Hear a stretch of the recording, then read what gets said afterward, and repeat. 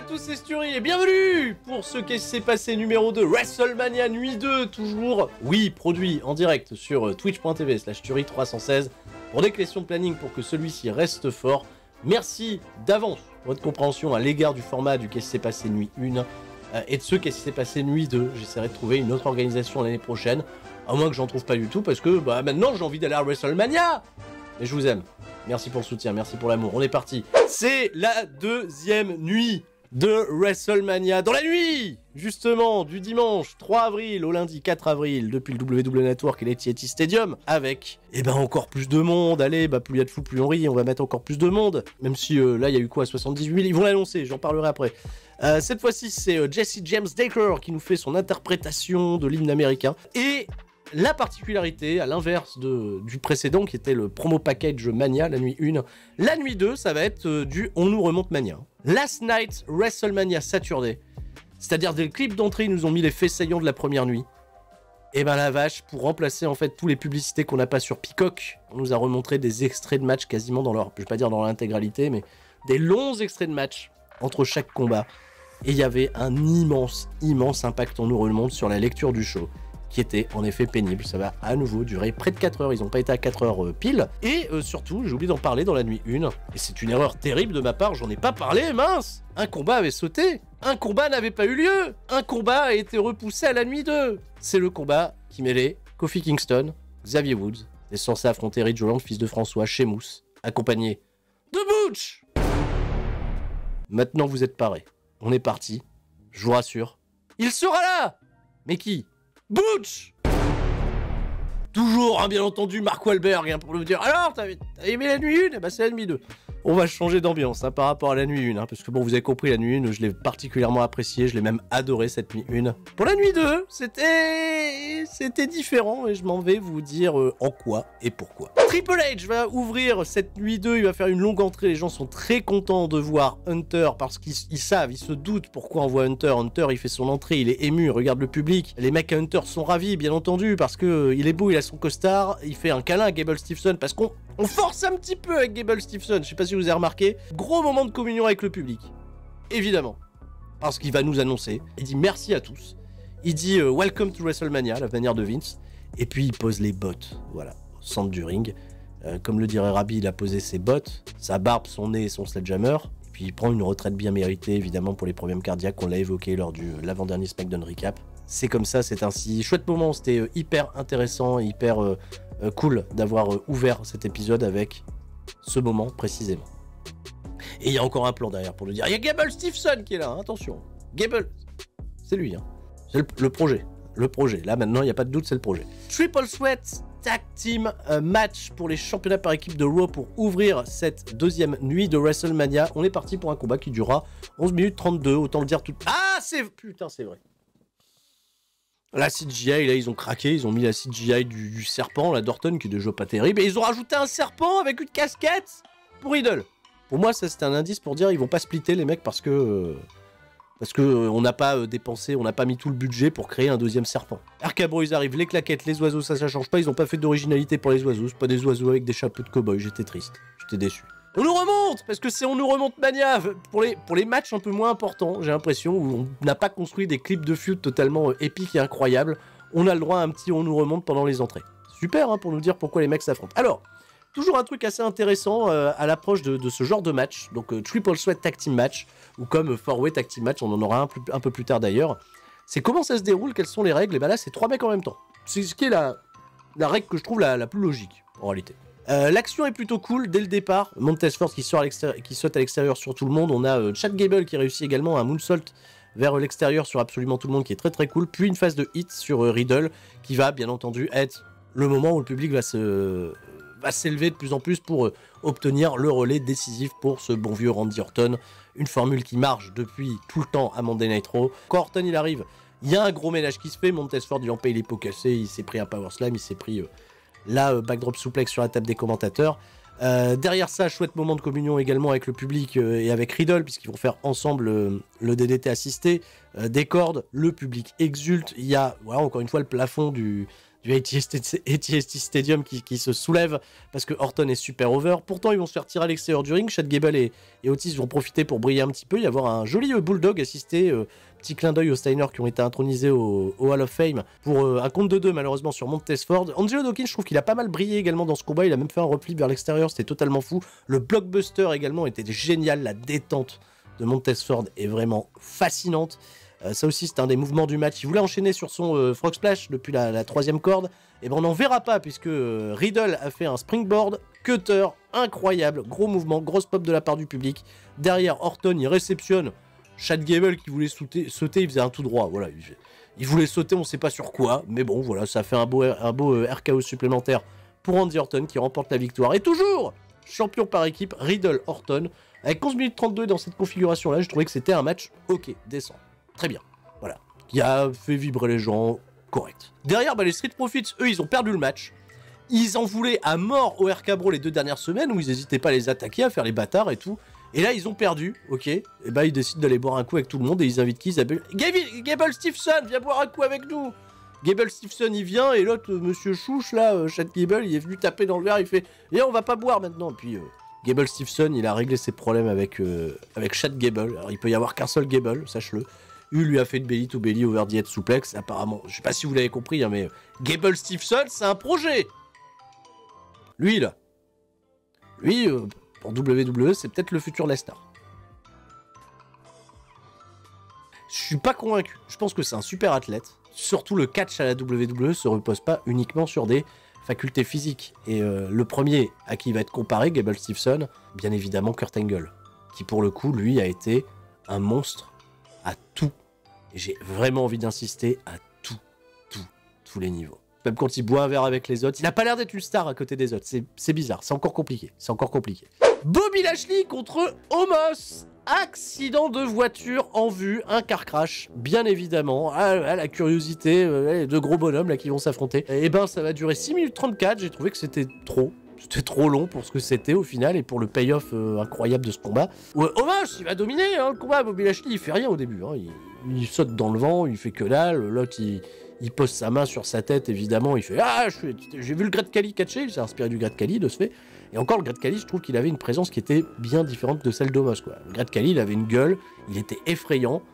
Omos, t'as l'impression que c'est juste un mec grand. Donc Bobby Lashley, il montre qu'il a de la force, qu'il est capable de résister, tu vois, à ses tentatives de soumission. Il perd pas sa hurtlock, parce que Omos, lui aussi, il est fort, il casse la hurtlock. Et Omos, comme il est super limité, ouais, il fait des prises de l'ours, ça dure longtemps, des plans sur Bobby Lashley, est-ce qu'il va s'en sortir? Bon, il s'en sort. Et Bobby Lashley, il y a un truc, le seul truc intéressant que j'ai trouvé de ce match, à 2 reprises, il a tenté de faire une souplesse, enfin, il a teasé une souplesse arrière sur Omos, pour finalement en faire une. Mais une petite, hein. A pas décollé très loin, hein. Il l'a pas gardé en chandelle, c'était plus une snap souplex qu'autre chose. Mais c'était suffisamment impressionnant, je pense, pour tout le monde. Il lui a mis une spire dans le dos. Et puis il lui a mis une spire de face.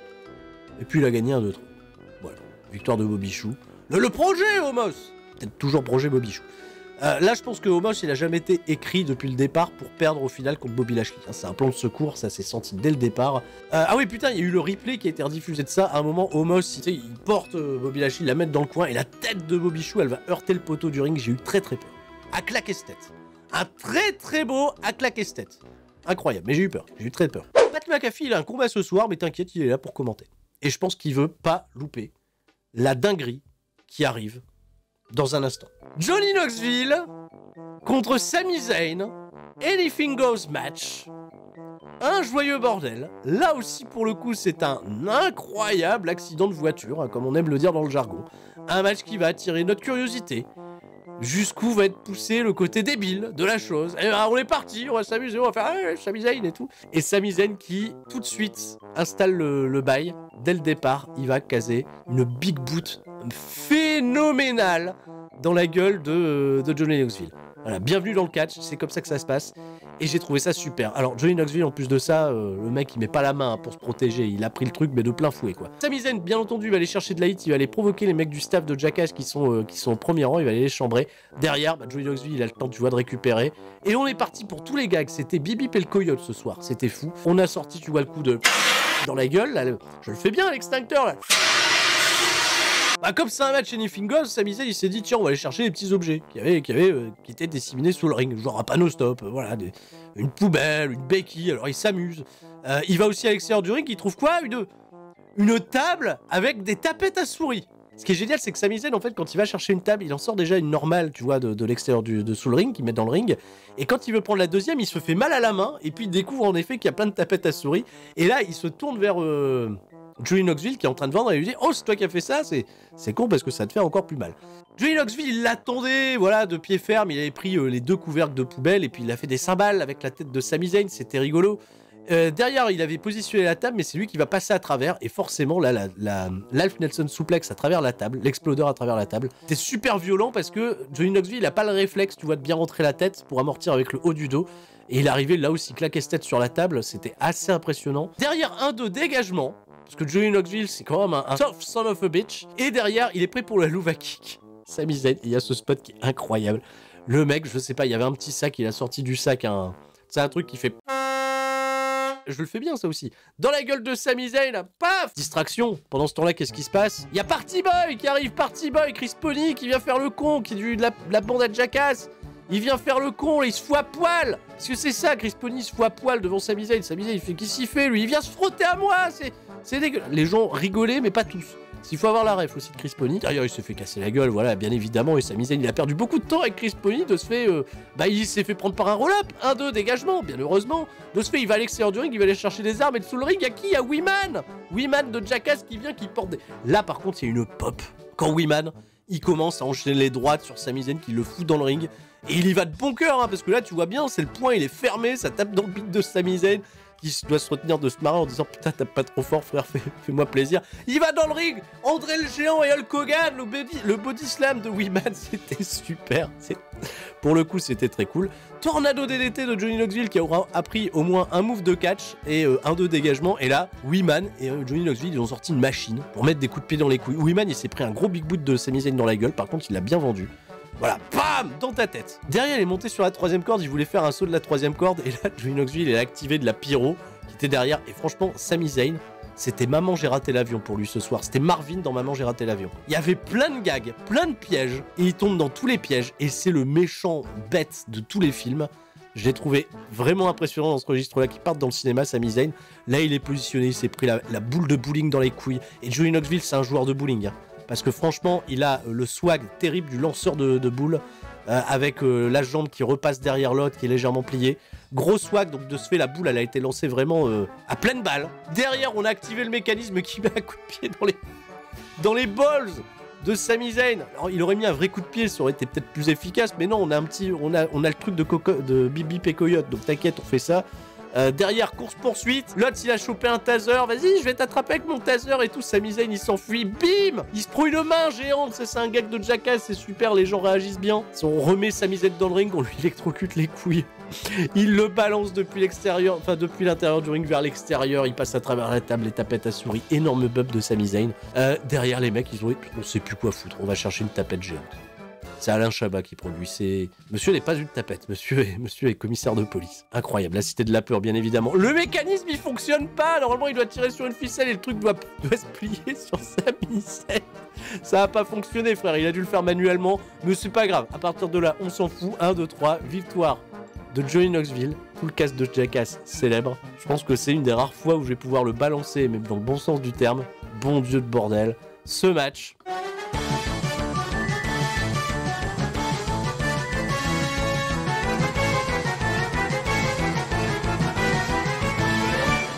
C'est fun! C'était tellement fun. Le problème que j'ai sur cette nuit 2, c'est que c'était peut-être... Ça spoil la suite, mais c'était peut-être mon combat préféré de la soirée. C'est pour vous dire le niveau. Ça plaira pas à tout le monde, évidemment. Ça plaira pas à tout le monde. Mais c'était créatif. Et c'était différent de tout ce qui existe déjà dans le catch. Et juste pour ce côté créativité, et on va toujours ajouter un gag supplémentaire, j'ai trouvé ça vraiment, vraiment, vraiment très très bien joué de la part de WWE. Ça c'est mon banger de la... Et d'ailleurs, je vous fais une confidence sur Cage Match, c'est le match qui a presque la meilleure note. C'est pour vous dire, il fait vraiment partie, ils lui ont mis 7,21. Les gens, je pense, de manière générale, ont trouvé ça vraiment, vraiment très très fun. Combat suivant et championnat par équipe féminin. C'était un match que j'attendais beaucoup. Je l'avais dit au SKO que j'avais des grosses attentes autour de ce combat. Rhea Ripley, Liv Morgan, challenge les championnes par équipe Carmella et Zelina Vega contre Sasha Banks et Naomi, contre la team Roll Up Zone. C'était la Fashion Week. On fait l'entrée en bagnole. Voilà, on gare la bagnole. On arrive avec Sasha Banks et Naomi. Derrière, on a les entrées plutôt cuir moustache de la part de... C'est le Crash Club, voilà, qui était là. Liv Morgan et Rhea Ripley. Pour l'occasion, c'était sympa. La team Roll-Up Zone, pas beaucoup d'artifices, mais juste assez, juste ce qu'il faut. De toute façon, elles savent qu'elles sont là pour être à WrestleMania et rien de plus. Et enfin, Corey Graves qui en a fait des caisses. Et ça, c'était très très bien joué à la table des commentateurs pour dire à quel point ils comptaient sur la victoire de Carmella, sur le fait que Carmella gagne et reste championne pour pouvoir payer, tu vois, leur nuit de noces, etc. Tu vois. Genre, en fait, quand tu perds des matchs, tu perds de l'argent chez WWE. Enfin, bref, mais j'ai trouvé ça assez intéressant et surtout assez marrant comment Corey Graves se faisait chambrer à la table des commentateurs. Carmella et Zelina, qui finalement, je vais pas dire ont été très présentes sur ce combat, elles ont été un peu effacées. Et le match va durer seulement 10 minutes 51, c'est un match qu'on aurait pu retrouver en weekly, hein, vraiment dans sa construction et dans sa dynamique. On a commencé, cela dit, avec du catch, on a fait la partie vraiment très catchy dès le départ, avec une Sasha Banks qui se confronte, tu vois, à des affiches un peu inédites pour elle, qui se confronte à Rhea Ripley, qui se confronte à Liv Morgan. Il y a vraiment eu des échanges très très intéressants pour le lancement du match, mais c'est vraiment Sasha Banks qui est la star et qui est mise en avant. Derrière Nati, tout ça, elles vont un petit peu reprendre l'avantage, et c'était très très cool de voir que sur les tentatives de tomber, Shayna Baszler, elle tente un tomber, Zelina et Carmella, elles sont à l'affût, leur stratégie c'est de venir de casser les trucs et de s'assurer, tu vois, que personne ne devient championne à leur place et à leur dépens. Mais par contre, les meufs elles sont cons parce que quand il y a prise de soumission, elles viennent pas casser les prises de soumission. La Liv Morgan, elle aurait pu abandonner 10 fois, surtout qu'elle était en PLS depuis quelques minutes, elle n'abandonne pas, elle résiste, elle s'est fait bien péter les membres par Shayna Baszler, un vrai Liv Morgan, Shayna Baszler, ça devrait être cool dans le ring, si on leur donne du temps. Derrière, il y a eu les avalanches un petit peu de trademark et de gros moves de la part de tout le monde, c'était plutôt bien rythmé, j'ai bien aimé. On a terminé avec une double tour infernale de part et d'autre portée par Rhea Ripley et Liv Morgan. Derrière, elles ont enchaîné un finish en équipe que j'ai trouvé plutôt cool, elles ont fait le Riptide mêlé à un backcracker de la part de Liv Morgan. Un d'eux, ça a été coupé, derrière... Il y a eu une belle association de moves également du côté de Shayna Baszler qui a un coup de genou quand même un peu démentiel dans la face des adversaires avec Natalya. Là aussi, c'est tombé cassé. Il s'est passé pas mal de trucs après. Il y a eu notamment un beau moonsault de Zelina Vega vers l'extérieur du ring que j'ai vraiment apprécié. Elle n'a pas fait grand chose, Zelina. J'aurais préféré la voir un petit peu plus à l'action, mais le peu qui a été fait était correct. Carmella, elle va avoir un gros moment à la fin où elle va beaucoup dominer, mais malheureusement, à chaque fois, c'est near fall compte de 2. Il y a des plans sur Corey Graves qui s'impatiente de voir Carmella gagner, et malheureusement ça devrait se retourner contre la pauvre Carmella. Carmella succombe, le finish est très très cool, et Sasha Banks lève la malédiction de WrestleMania puisqu'elle y remporte enfin un combat, et nouvelle championne par équipe, Sasha Banks et Naomi. Ça aurait pu être mieux, mais c'était très bien pour ce que c'était. Bravo mesdames, 10 minutes. J'ai pas envie pour autant que Liv Morgan et Rhea Ripley elles split après ça. Laissez-les en équipe et donnez-leur une route, voilà, pour qu'elles puissent revenir dans cette compétition. Edge contre AJ Styles. Alors là, c'est un match sur lequel on va pas tous être d'accord. Edge contre AJ Styles, on est parti pour une affaire qui va durer quand même très longtemps, 24 minutes 27 de combat. Les formats longs, Edge, je pense qu'il avait voulu faire un format long très très volontairement pour vraiment asseoir son nouveau personnage, son nouveau gimmick. Petite information marrante, parce que AJ Styles il vient en ring avec la tête pétée, saigne, tu vois, au niveau de la joue. Est-ce que vous savez ce qui lui est arrivé au pauvre AJ Styles? Lors de son entrée, le con il s'est cogné à l'étoile. Il s'est cogné à l'étoile, il était vénère. Le mec il s'est cogné à l'étoile, c'est pour ça qu'il est ouvert. Un claquet tête. L'entrée de Edge elle est priceless. Alors la nouvelle entrée, le nouveau gimmick, je suis très très fan du truc. Avec cette espèce de lumière bleue, ce stage avec les flammes. C'est entre The Brood, c'est voilà, la scénographie est vraiment très très propre. Edge fait son entrée, la musique d'entrée est géniale. Voilà, je l'avais dit, j'avais aucune crainte sur ce nouveau thème d'entrée qui est vraiment très efficace avec le nouveau Edge. Et tout de suite, en fait, quand le combat commence, Edge joue le vétéran, tu vois, joue l'expérience, il sait qu'AJ Styles, il est très vénère sur lui. C'est bien joué, le début de match était vraiment très intéressant, avec du bon chain wrestling, de la bonne action, c'est très vif, c'est très rapide. AJ Styles, il fait les classiques, il fait les internationales derrière, il y bat le dropkick dans la gueule et tout. C'est très très bien. En fait, le cut-off va arriver quand même assez vite. Il fait un 450 assisté des cordes. AJ Styles qui est incroyable, grosse amplitude, très impressionnant, il atterrit directement sur les genoux de Edge, et là le match plonge dans la hit de Edge, qui est pas toujours, et là on va s'en rendre compte parce que c'est la première fois qu'il va mener une hit en tant que heel aujourd'hui, c'est pas la hit la plus pertinente qui soit, en effet, et qui je pense a déconnecté quelques personnes et qui a fait baisser un petit peu l'intérêt autour de ce combat. Alors il harangue la foule, ça c'est très très bien. Il a travaillé plutôt sur le bras de AJ Styles qui était quand même assez intéressant puisqu'il amène un crossface dans sa palette de moves. Mais tu vois, en fait, même la production, ils se perdent un peu, ils vont filmer le décor, tu vois. On sent qu'on est dans une espèce de phase de flottement avant qu'AJ Styles il fasse des comebacks. Alors AJ Styles, il fait des comebacks, et quand il fait des comebacks, AJ Styles, on est parti dans un truc qui est très caractéristique, je trouve, en tout cas, des combats de Edge. Et en fait, ce qui va se passer dans la suite de ce match m'a beaucoup fait penser. Combat où étaient impliqués Edge et Rey Mysterio dans un Elimination Chamber, je crois que c'est celui de 2009, celui où Cena il se prend tous les finishes de tout le monde là, et qui perd tout de suite. Le combat, c'est la fin de combat, c'est Rey Mysterio et Edge. En fait, il y a une espèce de rythme dans les combats de Edge, ces combats-là, on fait une séquence. Derrière la production, c'est ralenti. Les mecs vendent. Séquence suivante, ralenti. Les mecs vendent, séquence suivante, ralenti, les mecs vendent, séquence suivante. En fait, ça peut être efficace sur vous aujourd'hui. Pour moi, c'est plus efficace. Le match avait vraiment été produit pour essayer de créer cette espèce de faux rythme, pour permettre justement à la production de se concentrer particulièrement, tu vois, sur le système. On nous remonte mais des replays, en fait, pour des trucs, même des manœuvres qui sont, je vais pas dire qu'ils sont pas impressionnantes, mais bon, je vois ça dans beaucoup de matchs de Edge, et il y avait eu énormément ça également dans le The Rock Cena, le deuxième. Le deuxième, ils avaient fait ça, ils avaient pas arrêté, tu vois. Dès qu'il y avait un truc, paf, ils reprenaient 10 minutes, tu vois, pour dormir au ring, et ils reviennent. Et voilà, on est parti. Edge Styles, il dort. Edge, il dort. Replay. Move, et il dorme. Replay. Move, ça c'était super, la superplex là, sur le prone, très cool. Bon, il a fait de la première corde, mais c'était très bien, l'impact était cool. Hop, replay. Les mecs dorment. Jusqu'à la fin du match. Il va y avoir des chouettes vol de ce fait à chaque fois. On arrive à la fin du combat, où AJ Styles va armer son Phenomenal Forearm. Et là, il y a qui? Il y a Damien Priest. Juste là, en fait, le mec, il squatte. Voilà. Et j'essaie, il se fait, bah, il fout quoi, lui? Et bah, c'est juste assez pour que AJ Styles perde son attention, commette l'erreur, tombe dans une spear de Edge à la volée. Victoire de Edge, 1, 2, 3. Et Damien Priest et lui, donc, forment désormais une alliance. Ils ont posé l'un face à l'autre, ils se sont fait des sourires. Et ils ont levé les bras face à la caméra. Et ils sont repartis comme des badass, tu vois, sans se retourner, avec, tu sais, t'as des flammes violettes sur le ring et tout. Tu sais, ça fait un petit peu cool guys, don't look at explosion. Bref. 78 453 personnes, selon la CGT, encore une fois. Et puis, pas selon les commentateurs. Les commentateurs, on leur a donné un autre chiffre. Eux, ils ont dit 77 453. Ils ont affiché 78 453. WrestleTix, ils ont donné 65 000.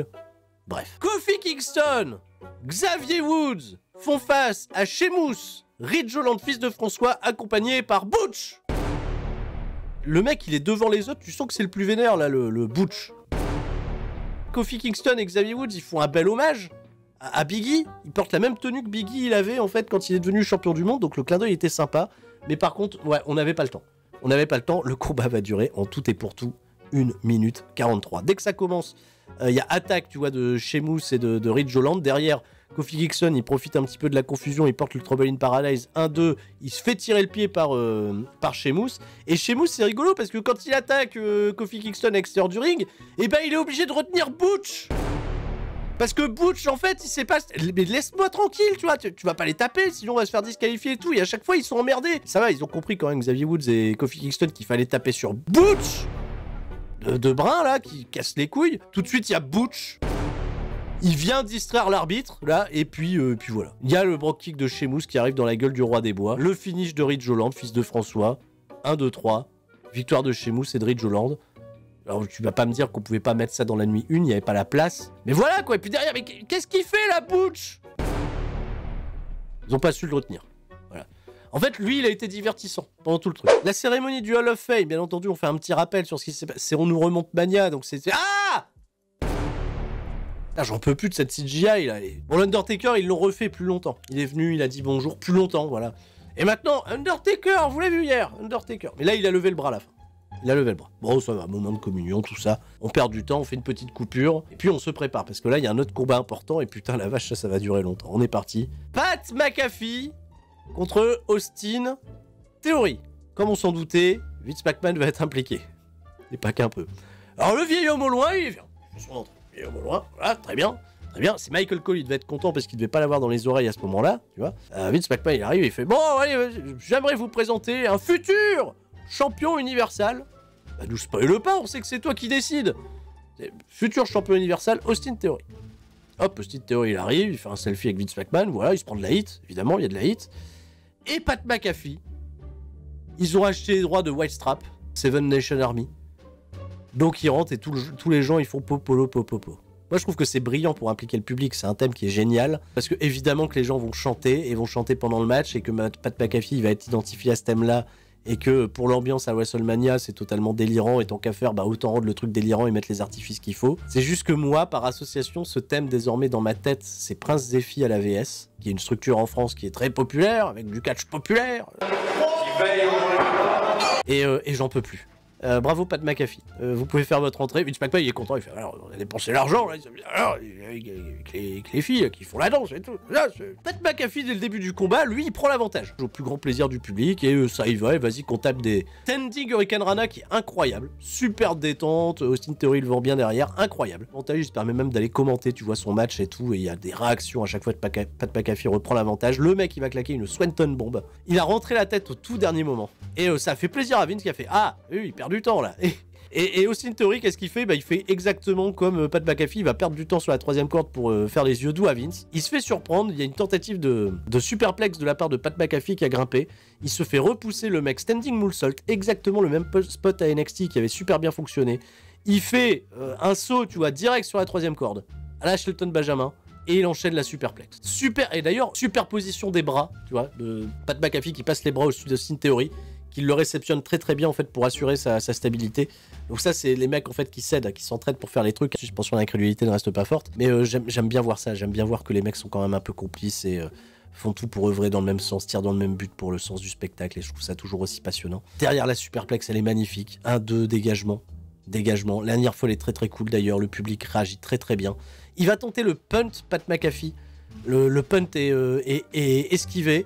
Derrière, Austin Theory il veut terminer, il fout des coups de poing au sol, il y a un gros coup d'avant-bras qui est un peu rude, un peu stiff. Mais son finish, tu vois, alors Pat McAfee, plus intelligent que Ricochet, il va réussir à se remettre sur les pieds, à mettre Austin Theory dans un roll-up pour un compte de 1, de 2 et de 3. Austin Theory. Welcome to the Warlords.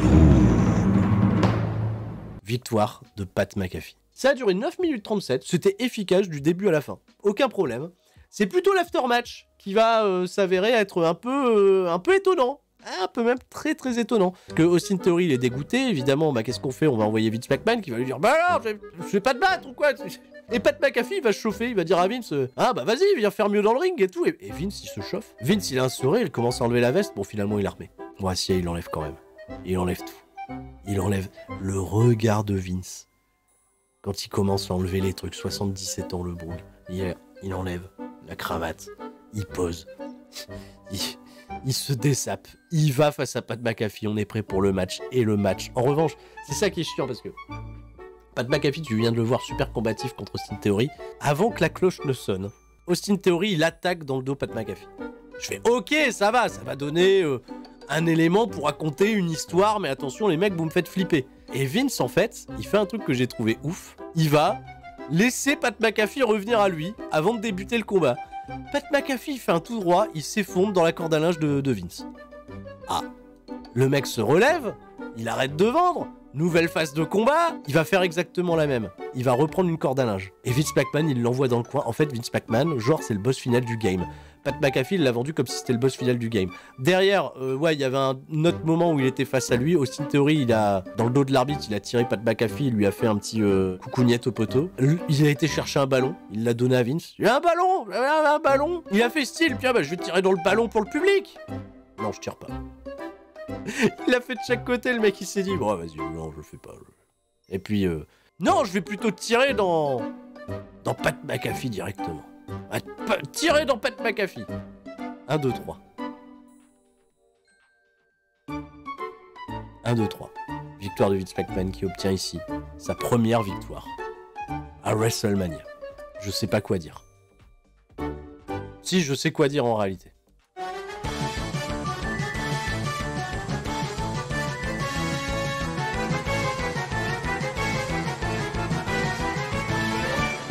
C'est fun!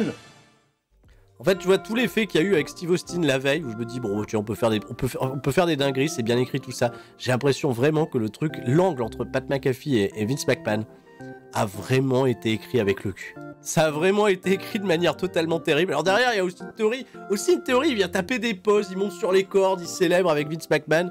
Ils se font signe, ils vont se faire un câlin et tout. Et là, il y a la musique d'Austin Theory, parce que tu te doutes qu'il va se passer un truc, qu'il va y avoir un aftermatch. C'est la musique d'Austin Theory et Vince y réagit genre « Merde !» Mais... Ah non, c'est pas la musique d'Austin. Oh, ça va, ça va. Ça va, j'avais oublié quelle musique t'avais. Ouah la vache, le fail, il est incroyable. Derrière, il célèbre musique d'Austin. Et on est parti, on remet ça, le plafond de l'Etihad Stadium qui se soulève, on va revivre. 1998, Austin fait son entrée. Vince McMahon reste pour toi. Et stupend-toi pour l'occasion. Ils font un face-off. Le moment est tellement cool. Donc ils font le face-off. Et McMahon il fait, c'est pas moi là, c'est Austin Theory. Bim, stunner sur Austin Theory. Qui fait un vol plané totalement incroyable. Il est toujours pas redescendu, il paraît. Et Austin, en fait, il est venu, il est chill avec Vince. Il lui dit, non, viens, on va boire une bière. C'est ce que ça veut dire, hein, quand Austin il fait, non, on est chill, on va boire une bière. Ok. T'as eu une bière à Vince? Vince, il prend la bière. Vince, il dit, attends, avant, je vais goûter la bière. Ça va, elle est bonne? Bah, on peut trinquer.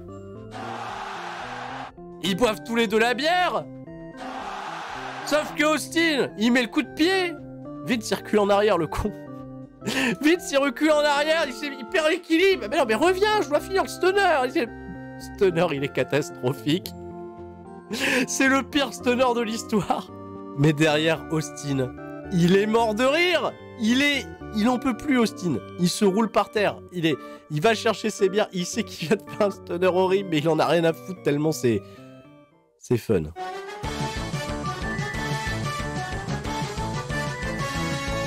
Bon, ça fait trop de fun pour ce soir. Le segment n'est pas terminé. Évidemment, Austin, il a été prendre une bière. Puis une deuxième.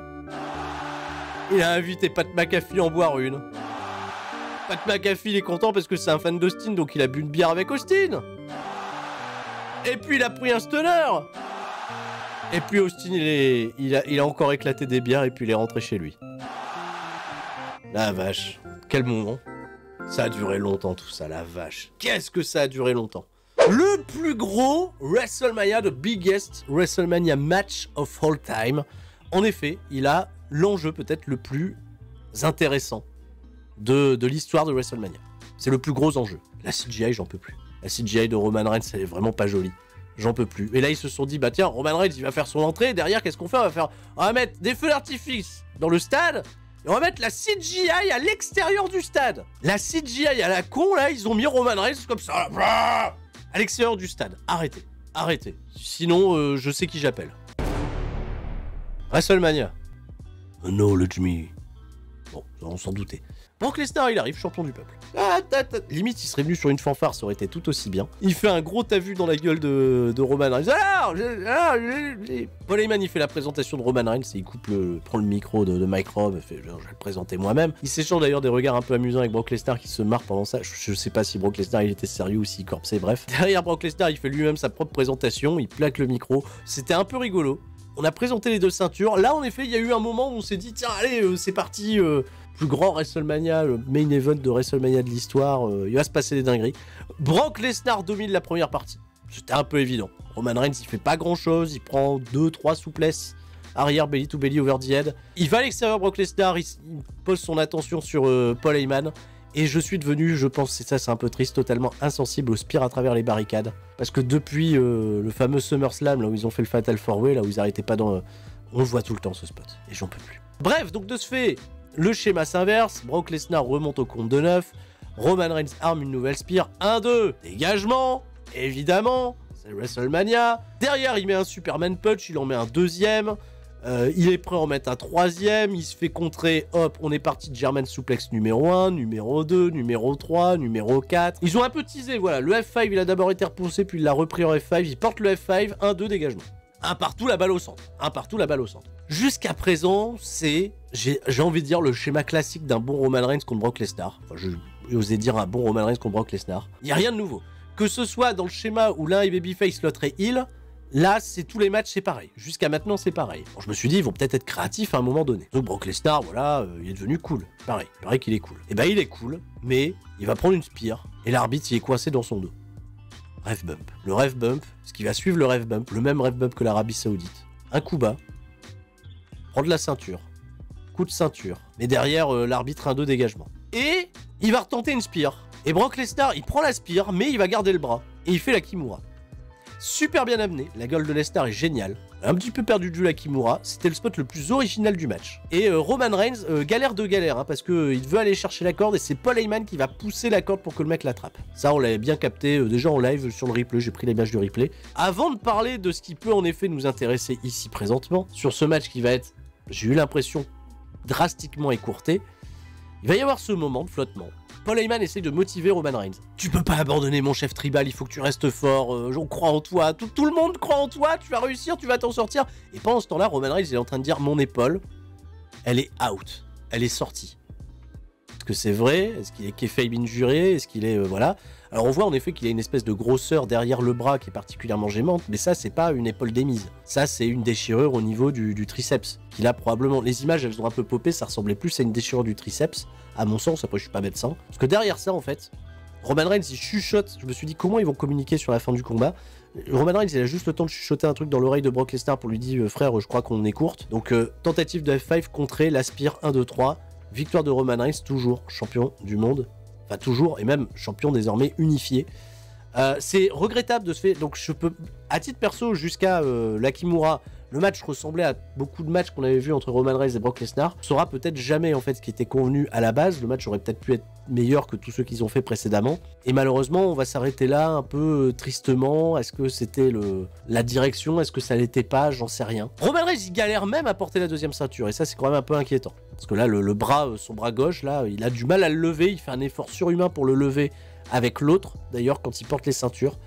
Derrière, Brock Lesnar est totalement dégoûté. Évidemment, maintenant, est-ce qu'il appartient aux deux shows vu qu'il a les deux ceintures? Ça va être assez intéressant pour la suite et la narration, justement, des prochains épisodes. Mais en effet, déception terrible, en fait, sur la nature de ce main event, sur la manière dont il a été construit et qui ressemble à, malheureusement, à tous les Brock Lesnar, Roman Reigns, à part le tout premier. Pour moi, est assez cool, parce qu'il est dans cette position d'underdog, Roman Reigns, et comme c'est le premier, c'était plutôt chouette. Nuit 2, s'il fallait tirer un bilan global sur cette nuit 2, en effet, et je vais le faire face à vous, chers amis de YouTube. Merci en tout cas d'avoir accepté le fait qu'on produise ce qui s'est passé d'une autre manière. Moins bon en effet que la nuit 1, mais pour autant suffisamment décalé et délirante par endroits pour qu'on puisse vivre ensemble, tous ensemble même, la grande fête du calme jusqu'au bout.